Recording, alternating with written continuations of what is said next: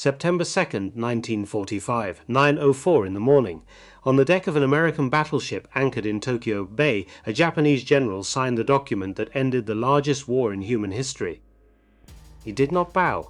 He did not lower his eyes. He stood at rigid attention with a ceremonial sword on his hip, and he dared the man across the table to do something about it. That man was Douglas MacArthur. And what he did next, no Japanese officer on that ship saw coming, because by the time the pen touched the paper, MacArthur had already won.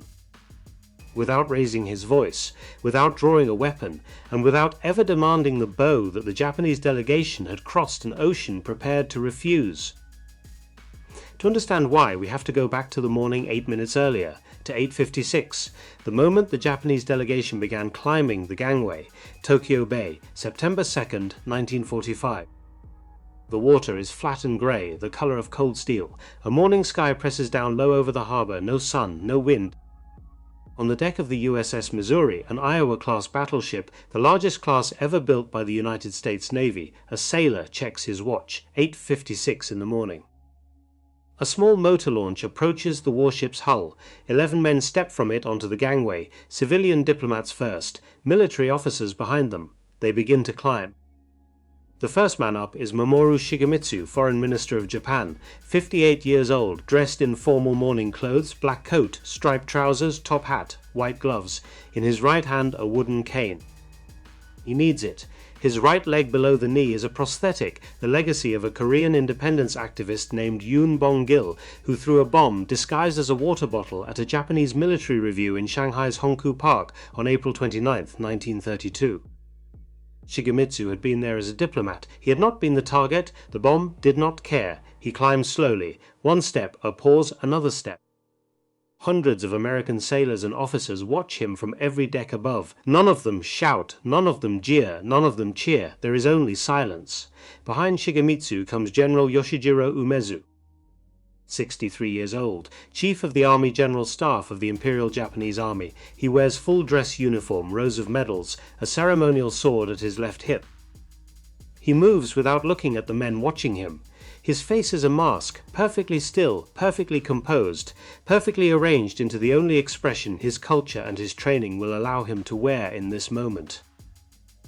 It is the face of a man who is here only because his emperor commanded it, and here is the first thing you need to understand about what is about to happen on this ship. Umezu did not want to come. When the orders were drafted in late August assigning him to lead the military half of the surrender delegation, he refused.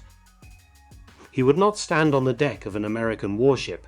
He would not place his signature on a document of surrender. He had spent his life serving an empire that did not lose. He would not perform its defeat. The argument went all the way to the imperial palace. Emperor Hirohito gave the order personally, direct, unambiguous, immediate, go to the Missouri, sign the document. Represent the army. Umezu obeyed, but he obeyed in his own way. The ceremonial sword at his hip is not a weapon, it is a statement. The medals on his chest are not decoration.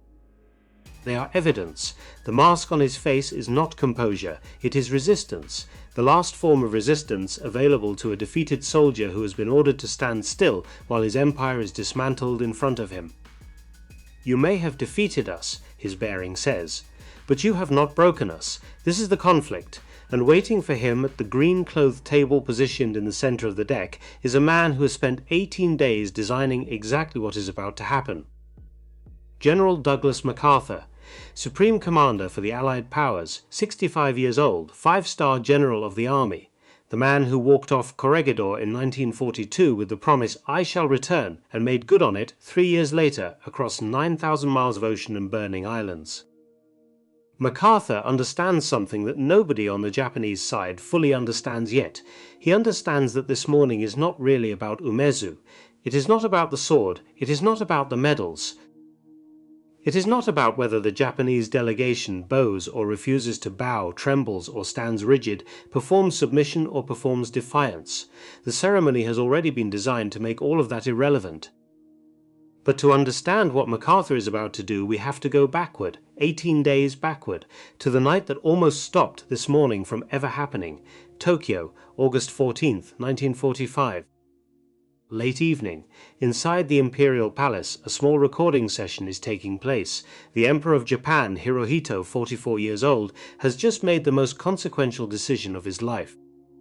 After Hiroshima on August 6th, after Nagasaki on August 9th, after the Soviet declaration of war on August 8th that swept through Manchuria within hours.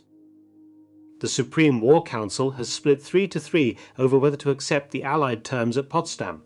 The Emperor has broken the deadlock himself. He has chosen surrender. Now he must tell his people. 2 phonograph records are cut that night. They contain a voice that no Japanese citizen outside the imperial household has ever heard, the voice of a living god. The voice of Showa, the 124th Emperor of Japan, descended by official myth from the sun goddess Amaterasu herself.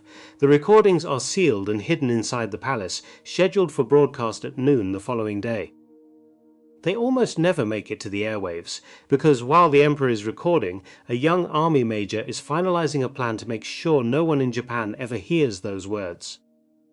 His name is Kenji Hatanaka, 33 years old, major in the Imperial Japanese Army, a staff officer at the War Ministry, a true believer. Hatanaka has spent the previous 48 hours moving among other young officers, gathering support. He believes, with the absolute certainty of a man for whom surrender is a worse death than dying, that the Emperor has been manipulated, that the men around the throne have lied to him, that the broadcast is a forgery, that the war can still be won. Just after midnight on August 15th, Hatanaka and a small group of co-conspirators begin executing what history will later call the Kyujo incident. An attempted coup d'etat against the surrender, launched from inside the imperial palace itself. They forge orders, they mobilize a regiment of the Imperial Guards Division, they seal the palace gates. They cut the telephone lines. When the commander of the Imperial Guards Division, Lieutenant General Takeshi Mori, refuses to join them and refuses to authorize the forged orders, Hatanaka's conspirators kill him on the spot. They stamp the forged orders with the dead general's seal. For the next several hours, Hatanaka and his men control the imperial palace grounds. They hunt through the buildings, room by room, searching for the 2 recordings. They detain palace staff, they threaten chamberlains, they tear apart offices and storerooms. And here is the part that almost no one outside Japan knows. They very nearly find them. The recordings have been hidden by Chamberlain Yoshihiro Tokugawa in a small safe inside the building, used by the Empress's household. Hatanaka's men search the wrong rooms, they open the wrong drawers, they walk past the right corridor. By dawn, the coup begins to collapse. The Eastern District Army, which the conspirators had counted on to support them, refuses. The forged orders are discovered. The commanders Hatanaka had hoped to recruit have already heard the truth. Around 11 in the morning on August 15th, Major Hatanaka rides his motorcycle to the plaza in front of the imperial palace. He distributes leaflets. He pleads with the soldiers and civilians who gather. No one listens. He sits down on the gravel. He places his pistol against his forehead. He pulls the trigger. 1 hour later, at noon, the recording plays. For the first time in the history of Japan, every citizen with a radio hears the voice of the Emperor. The reception is poor. The language is archaic. The formal court Japanese is difficult for many ordinary listeners to fully understand on a single hearing, but the meaning is clear. The war situation, the Emperor says in one of the most famous understatements ever spoken by a head of state, has developed not necessarily to Japan's advantage. In factories, women stop their work and stand still beside their machines. In farmhouses, families gather around small radios. On battlefields where Japanese soldiers are still holding ground against overwhelming Allied forces, officers translate the broadcast into plain language for their men. It is over. Some men weep, some refuse to believe, some pick up their rifles and walk into the forest to make their own surrender to themselves. That same morning, before the broadcast, the Minister of War, General Korichika Anami, 58 years old, returns to his official residence. He has spent the previous days arguing furiously against the surrender. He had supported the hardliners. He had not gone as far as Hatanaka, but he had not stopped him either. Now there is nothing left to argue. Anami sits down on the floor in traditional dress. He writes a brief farewell note. The note apologizes to the Emperor for the great crime of the war. It contains a final line, a death poem, about the gratitude of a soldier who has received the favor of his sovereign. Then he performs seppuku. He does not allow a second to deliver the killing stroke that ends the ritual. He bleeds slowly through the morning. By the time his death is confirmed, the recording is being prepared for broadcast. 18 days later, Umezu, who had stood beside an army at every war council meeting, who had argued every position with him, who had agreed with him that Japan should fight to the last civilian on the home islands, is climbing the gangway of the USS Missouri. He carries his sword, he wears his medals, he keeps his face still, he intends to make one thing absolutely clear: you may have defeated us, but you have not broken us. And waiting for him at the table, in a ceremony that has been designed across 18 sleepless days and across an entire career of studying the Japanese mind, is a man who has decided that none of that, not the sword, not the medals, not the mask, will be allowed to matter. What MacArthur is about to do has nothing to do with forcing the Japanese to bow. It has to do with building a room in which a bow is no longer necessary. And the architecture of that room is about to be revealed. Manila, August 15th, 1945. The same day, half a world away from the imperial palace, while Hatanaka was bleeding out on the gravel in front of the palace gates and the emperor's voice was being broadcast across a defeated nation, a 65-year-old American general sat in an office in the Philippines and began designing a ceremony. He had 18 days. Douglas MacArthur knew that the surrender he had been pursuing for 3.5 years was not going to end the war. Not really. The fighting would stop. The paperwork would be signed, but the actual ending of the war, the thing that had to happen for the peace to hold, was something else entirely. It was the conversion of a military defeat into a permanent change in the way an entire civilization understood itself. That conversion had a name: architecture. MacArthur had studied the Versailles Treaty of 1919 his entire adult life. He had watched the German army walk away from a war it had lost, and spend 20 years convincing an entire generation that the loss had not been real. The Reichswehr had remained intact.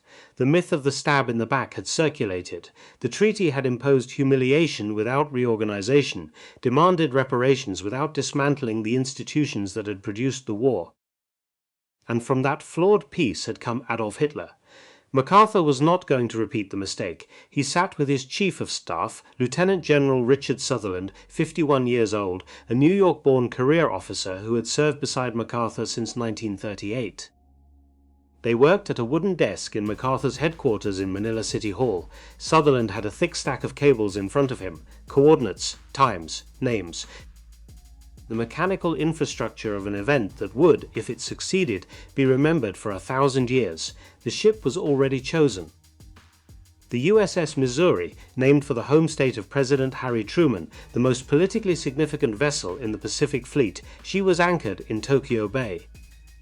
That fact alone, an American battleship at rest in the harbor of the enemy capital, communicated something that no speech ever could, but MacArthur understood that the ship was only the stage. What mattered was who stood on it, and where. He flew into Japan personally on August 30th.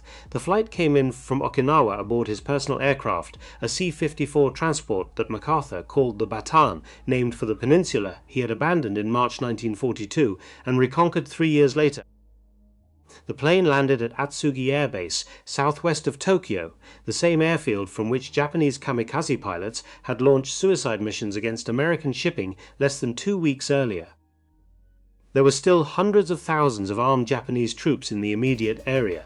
MacArthur walked off the aircraft alone, no bodyguard, no drawn weapon. He was wearing his standard khakis. He carried his trademark corncob pipe. He paused at the top of the ladder, looked out across the airfield at the assembled American officers and the staring lines of Japanese soldiers along the perimeter, and walked down with no visible concern. His military aide later wrote that MacArthur did not stop walking until he reached the Lincoln sedan the Americans had brought for him. The car had been driven up from the harbor. It was old, it was dented, it barely ran. MacArthur got in without a word. Winston Churchill, hearing the details days later from his secure cables in London, would call this the single bravest act of the entire war. If the Japanese hardliners had wanted to assassinate the man who would dictate their nation's future, they had been handed the opportunity by a 65-year-old general who refused to act afraid.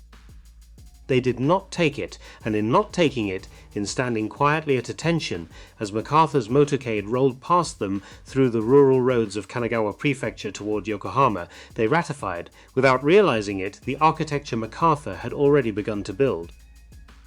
The hardliners had killed General Mori in his office 2 weeks earlier.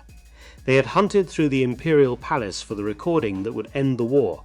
They had not surrendered their souls. But they were no longer in command. The new commander had landed. 3 days later, MacArthur was on the deck of the Missouri. The table at the center of the ceremony was an ordinary wardroom mess table taken from below decks, covered with a piece of green felt that had been requisitioned from the supply officer. There was nothing imperial about it, nothing official. The plainness was the point. MacArthur had chosen it specifically. He wanted no royal trappings, no diplomatic theatre. He wanted the ceremony to communicate that the document being signed was not a treaty between equals. It was an admission, a piece of paperwork. The kind of bureaucratic record one keeps for a transfer of property.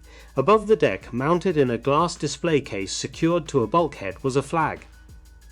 Not the flag flying from the mast, a different flag, an older one. A piece of cotton bunting that had been carried by Commodore Matthew Perry on his first visit to Japan in 1853, when an American naval squadron had sailed into Tokyo Bay and ended Japan's 200-year policy of isolation from the West. The flag had been retrieved from the United States Naval Academy specifically for this morning. MacArthur had asked for it personally. 92 years earlier, Perry had opened Japan with a flag. Now another American officer was closing the war Japan had launched in the same harbor beneath the same colors. The witnesses were arranged with the precision of a painter composing a canvas. Fleet Admiral Chester W. Nimitz, 60 years old, Commander-in-Chief of the Pacific Fleet, would sign on behalf of the United States. Nimitz was a quiet man, a Texan. A submariner by training, he had run the naval war in the Pacific from his headquarters in Pearl Harbor, and he carried with him the institutional memory of December 7, 1941, the morning his fleet had been crippled at anchor in the harbor he now commanded.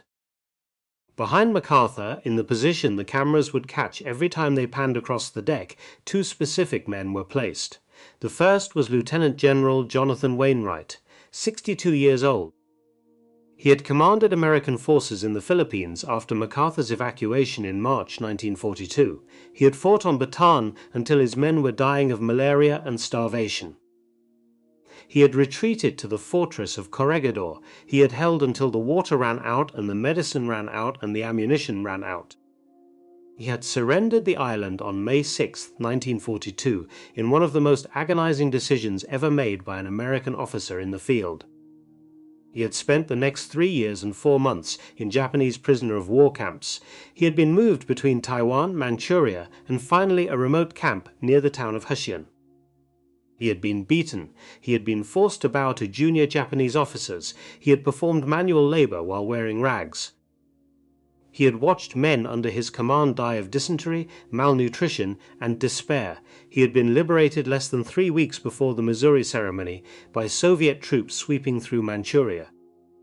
When he stepped off the aircraft in Manila on August 31st to meet MacArthur for the first time since 1942, MacArthur did not recognize him. Wainwright weighed about 100 pounds. His skin was pale yellow, his eyes were sunken, his uniform hung off him as if it belonged to a man twice his size. MacArthur stood up from the dinner table at his headquarters and stared at the figure in the doorway and finally said quietly, "Jim." Wainwright began to weep. MacArthur put his arms around him and held him for a long time. The second man placed behind MacArthur on the Missouri was Lieutenant General Arthur Percival of the British Army, the man who had commanded the British garrison at Singapore. In February 1942, after a campaign that had seen the Japanese push down the Malay Peninsula in 70 days, Percival had surrendered approximately 80,000 British, Australian and Indian troops to General Tomoyuki Yamashita. The photograph of Percival walking toward the Japanese lines under a white flag had been printed on propaganda posters across the Pacific. It had been used by Tokyo as evidence that the era of Western dominance in Asia was over. Percival had spent his captivity in the same network of camps as Wainwright. They had been freed together, they had been flown to the Philippines together, they had stood beside each other in a ward at the 29th Replacement Depot, while American medics checked their pulses and tried to keep them from collapsing. Now they stood on the deck of the Missouri. They were positioned 3 steps behind MacArthur, directly in his shadow. When the Japanese delegation looked up from the table, they would see them. This was not coincidence. MacArthur had specifically requested it. The men whose surrenders the Japanese military had celebrated as proof of Western weakness would be present in dress uniform as the witnesses to the surrender that reversed it. They could not be ignored, they could not be looked past. They were, in the most literal sense, the living evidence of what this morning was undoing. The Japanese delegation reached the table at 8:59. The 11 men arranged themselves on the side of the ship away from the rising deck. Shigemitsu stood in front, Umezu stood beside him. Behind them, military aides, diplomatic secretaries, and the official Japanese interpreter Toshikazu Kase, a 42-year-old career diplomat who had been chosen specifically because his English was nearly perfect. MacArthur walked to the microphone at 9:02. He spoke for approximately 4 minutes. He did not threaten, he did not condemn. He said the parties present represented the major warring powers and were assembled to conclude a solemn agreement that would restore peace. He said it was his earnest hope, and indeed the hope of all mankind, that from this solemn occasion a better world would emerge from the past wreckage. He said the Allied terms had been accepted in good faith and would be carried out in good faith. There was no gloating, there was no triumph. There was the flat, professional language of a senior officer reading a document that needed to be read. Then he asked the Japanese representatives to come forward and sign. Shigemitsu stepped to the table. He sat down. He laid his cane against the leg of his chair. He pulled the document toward him. He took a pen from his pocket. He looked at the page. He did not move. Witnesses on the deck would later describe the silence that followed as the most uncomfortable 30 seconds of the entire ceremony. Shigemitsu sat motionless. He held the pen. He did not write. He did not look up. He stared at the document as if he were reading it for the first time. Some accounts suggest he was trying to understand which line required his signature. Others suggest he was overwhelmed and could not move. The witnesses watched the seconds pass. 45 seconds. A minute. MacArthur did not speak. He looked at his chief of staff. Sutherland was standing 2 steps behind him. MacArthur said quietly, "Sutherland, show him where to sign." Sutherland walked forward. He bent over the table. He pointed at the line. Shigemitsu signed. The pen moved across the paper. The ink set. The foreign minister of Japan had committed his nation to surrender. He stood up. He returned to his place behind the table. Umezu came next. He did not sit down. He walked to the table. He leaned forward over it. He took a pen from his uniform. He wrote his name on the line indicated for the Imperial General Headquarters. His face did not change. He did not look at MacArthur. He did not look at Nimitz. He did not look at Wainwright or Percival or any other man on the deck. He straightened. He returned to his position. He stood at attention. It had taken him approximately 8 seconds. MacArthur signed next. He used 5 different pens. He gave the first to Wainwright. He gave the second to Percival. The remaining 3 he kept, intending to give them to the United States Military Academy at West Point, his alma mater, and to the United States Naval Academy at Annapolis. The other Allied signatories followed.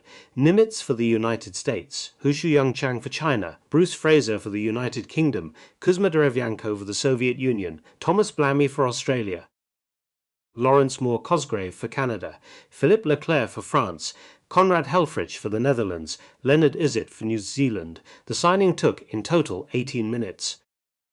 When the last pen was set down, MacArthur returned to the microphone.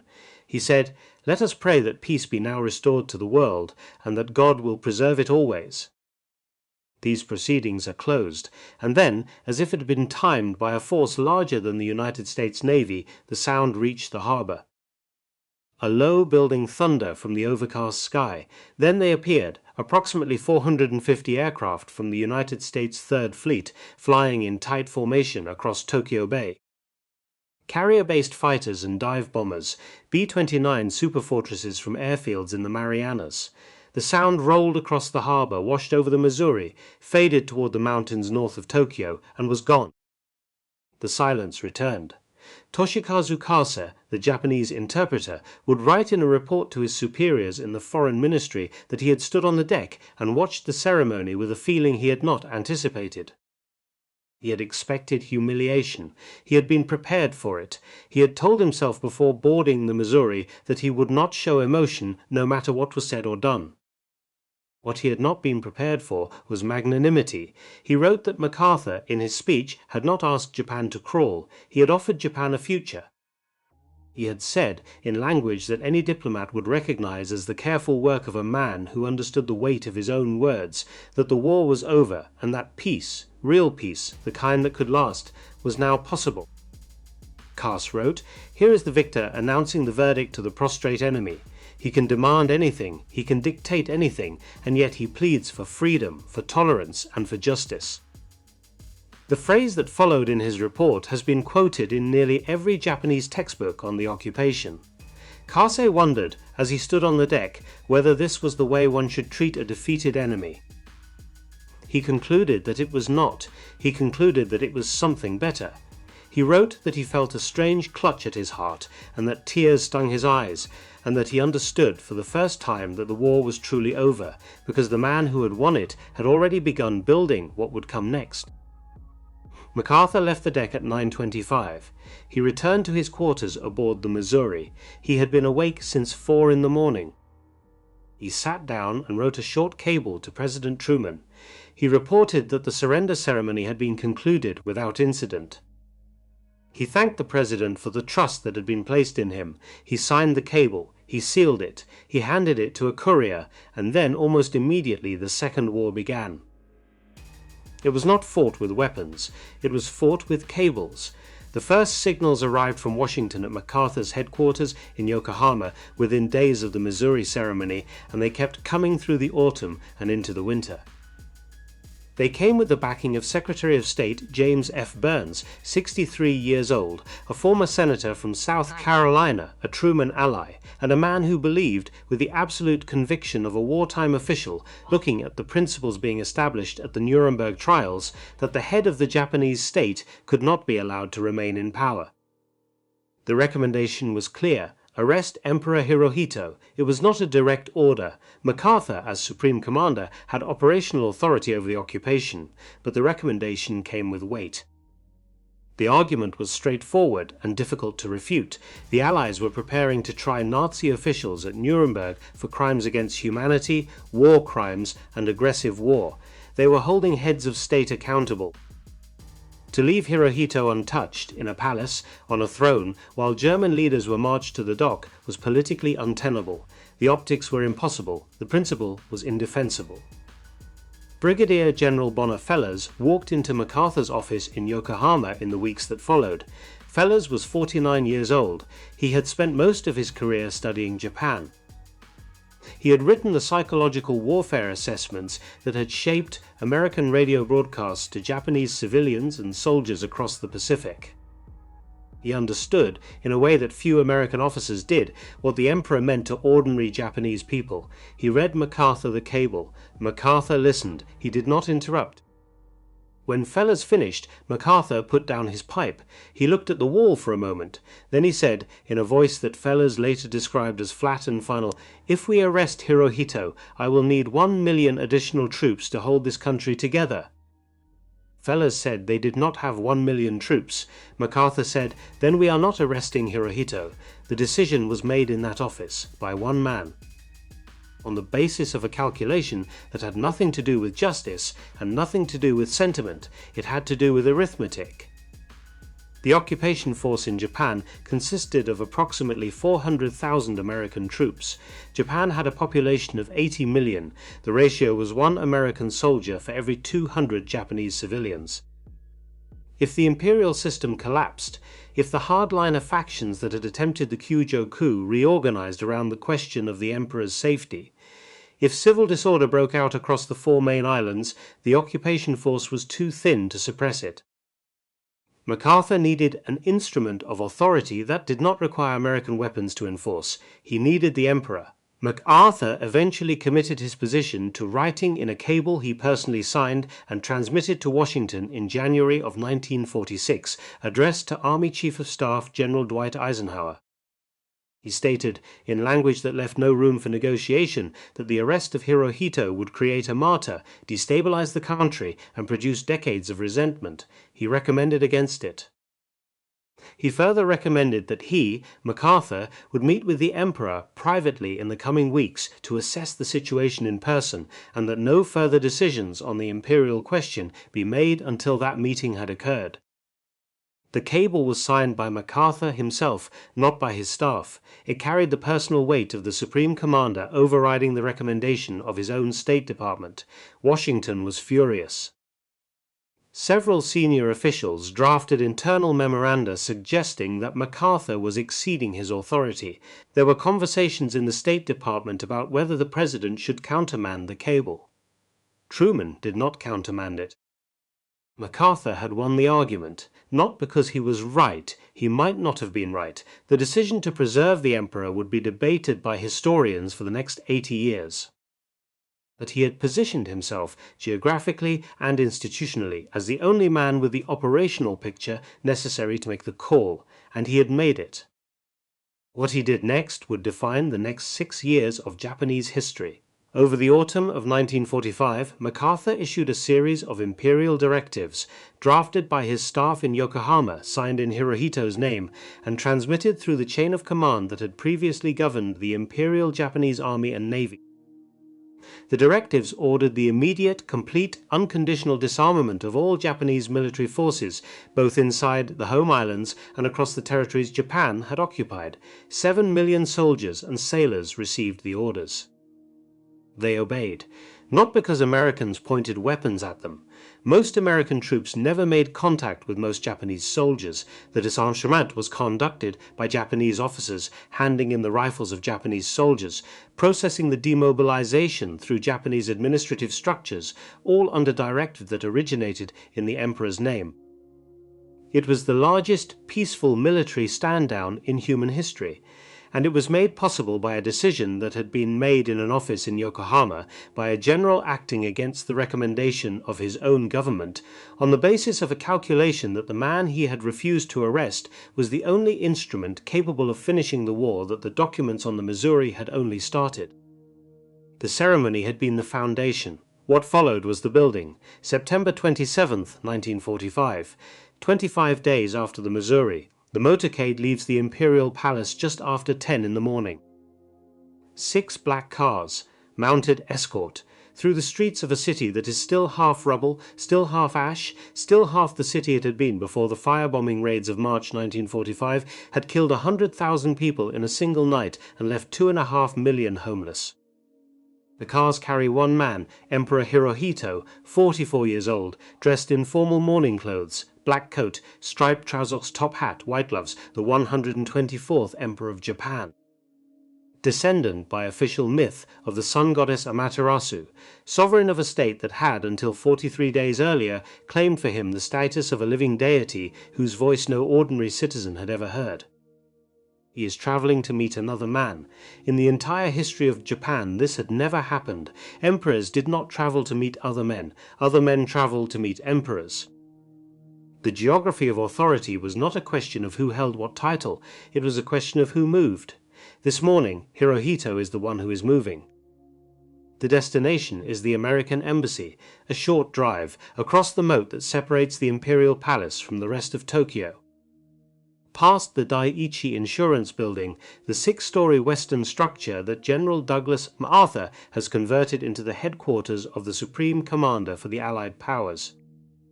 The Daiichi sits directly across the moat from the palace. Every citizen of Tokyo walking past the imperial grounds can see it. The geography of authority has already been rewritten into the daily landscape of the city. The motorcade arrives at the embassy just after 10 in the morning. Hirohito steps from the car. He is escorted inside. MacArthur receives him in the entrance hall. He is not in dress uniform. He wears what he wears every day, an open-collar khaki shirt, khaki trousers. No tie, no jacket, no medals. He is 65 years old, and he is taller than the Emperor by nearly half a foot. He extends his hand. Hirohito takes it. They walk together into MacArthur's private reception room. Only an interpreter is present. No staff, no witnesses, no transcript. MacArthur has given specific instructions that no record will be made of the conversation that is about to take place. What we know of what was said comes from MacArthur's own memoir, published 19 years later, and from the fragmentary accounts of the interpreters present. Hirohito spoke first. He said he had come to offer himself to the judgment of the Allied powers.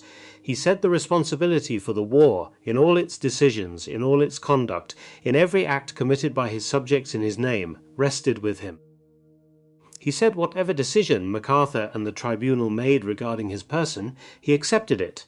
MacArthur, by every account he gave for the rest of his life, was moved. He had expected a man performing submission. He had expected ceremony. He had expected diplomacy. Instead, in that quiet room with no audience and no political advantage to be gained, he received what appeared to be something else entirely. The meeting lasted 37 minutes. When it was over, a photographer was brought in. Lieutenant Colonel Gaetano Fayas, MacArthur's personal photographer, took 3 exposures. In all 3, the same composition. MacArthur in khakis, hands on his hips, half a head taller.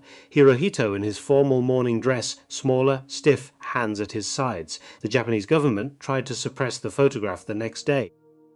MacArthur ordered every newspaper in Japan to publish it. It ran on every front page on September 29, 1945, a single image. No caption was required.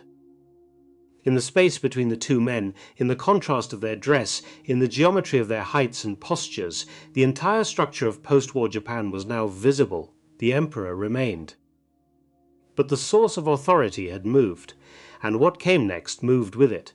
Through the autumn of 1945 and into the winter of 1946, MacArthur began converting the architecture of the surrender into the architecture of a different country. The Imperial Japanese Army and Navy were formally abolished as legal institutions in late November of 1945. 7 million soldiers and sailors, the largest standing military force Asia had ever produced, were demobilized within months. 3 million more were repatriated from across Asia and the Pacific and disarmed. Not a single additional shot was fired. On the first day of January 1946, Hirohito issued what came to be known as the Humanity Declaration, the Ningen Sengen. In it, the Emperor explicitly renounced the doctrine of his own divinity. He stated that the ties between the throne and the Japanese people did not depend on the false notion that he was a god in human form. The text had been drafted with the assistance of MacArthur's staff. The emperor who had carried Japan into the war ended the religious foundation of the imperial system himself, on the first day of the new year, under the directive of the foreign general living across the moat from his palace. On February 1, 1946, the Mainichi Shimbun published a leaked draft of a new Japanese constitution. It had been prepared by a Japanese committee led by State Minister Joji Matsumoto. The draft was essentially a revision of the old Meiji constitution. It preserved the prerogatives of the throne. It preserved military authority. It made the smallest possible changes. MacArthur read it. He rejected it within 24 hours. On February 3rd, he issued 3 principles to Brigadier General Courtney Whitney, the head of his government section. The emperor would remain as a symbol of the state. War as a sovereign right would be abolished. The feudal system would end. Whitney convened his staff in a single large room inside the Daiichi building on the morning of February 4th. The team was small, about 24 people, lawyers, officers, a few civilians. Among them was a 22-year-old Vienna-born American named Beate Sirota, who was assigned to draft the sections on women's rights and would do so with a clarity that 3/4 of a century later would still be held. The deputy chief was Colonel Charles Cadies, a New York attorney before the war, a man who, like MacArthur, understood that the document they were about to produce would not have time to be perfect. It only had to be permanent. They worked for 9 days. On February 13, 1946, the draft was presented to the Japanese government. In it was an article that had no precedent in the constitutional law of any nation in human history. Article 9. The Japanese people forever renounce war as a sovereign right of the nation and the threat or use of force as a means of settling international disputes. Land, sea, and air forces, as well as other war potential, will never be maintained. The right of belligerency of the state will not be recognized. A country that, 4 years earlier, had attacked the United States Pacific Fleet at anchor in Pearl Harbor was now committing itself, in the foundational law of its own state, never to wage war again. The Constitution was promulgated on November 3, 1946. It came into force on May 3, 1947. It has stood for nearly 8 decades without a single amendment. And the men who had stood across the table from MacArthur on the deck of the USS Missouri were by then already moving into the futures the war had assigned to them. General Yoshijiro Umezu was convicted at the Tokyo War Crimes Tribunal in November of 1948. He was sentenced to life imprisonment. He was 66 years old. He died less than 2 months later, on January 8, 1949, in the prison hospital at Sugamo. The cause was rectal cancer. He had been ill for some time. He had refused to ask for clemency. He had told his attorneys he would not appeal. He died in a cell, convicted by a tribunal operating under occupation authority, in a building a short walk from the office where the constitution he had not lived to see in force had been drafted in 9 days by men who had not asked his opinion. Mamoru Shigemitsu, the foreign minister with the wooden leg, was also convicted. 7 years. He was paroled in November of 1950. He returned to political life. In 1954, he became Foreign Minister of Japan again and Deputy Prime Minister in a post-war civilian government operating under the constitution drafted across the moat from the palace. The diplomat who had hesitated at the green-clothed table on September 2, 1945, signed treaties for the recovered nation a decade later.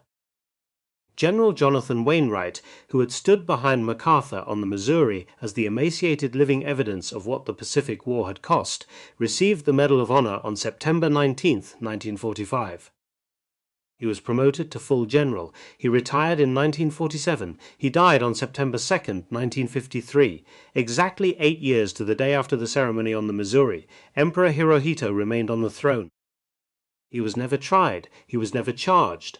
He reigned for another 43 years. He died on January 7, 1989, of duodenal cancer at the age of 87 in the same imperial palace into which Hatanaka's men had broken on the night of August 14, 1945, searching for the recording that had ended the war. Douglas MacArthur ran the occupation of Japan until April of 1951. He was relieved of command by President Harry Truman during the Korean War for publicly contradicting the Commander-in-Chief's policy on whether to expand the conflict into China. He returned to the United States to a ticker-tape parade in New York and an address to a joint session of Congress on April 19, 1951, that produced one of the most quoted lines in American military history. He said, "Old soldiers never die, they just fade away." Then he largely did. He lived in an apartment in the Waldorf Towers in New York. He gave speeches occasionally. He wrote his memoirs. He saw the beginning of what would later be called the Japanese economic miracle, the period of growth that transformed a bombed-out, famine-threatened nation into the second largest economy in the world within a single generation. He never returned to Japan.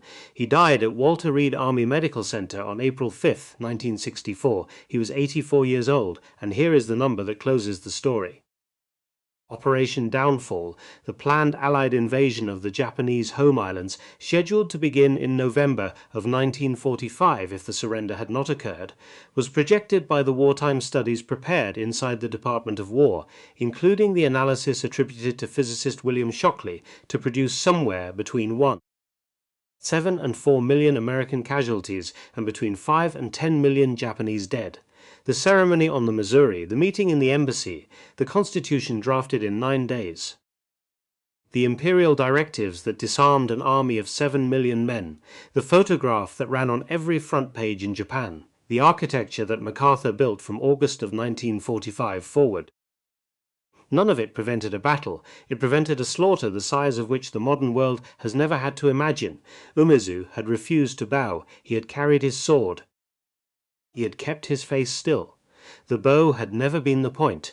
What MacArthur had built that morning on the deck of the Missouri and across the 6 years that followed was a room so completely, so structurally, so permanently constructed that the only question left for anyone to argue about was how the defeated had stood while it happened.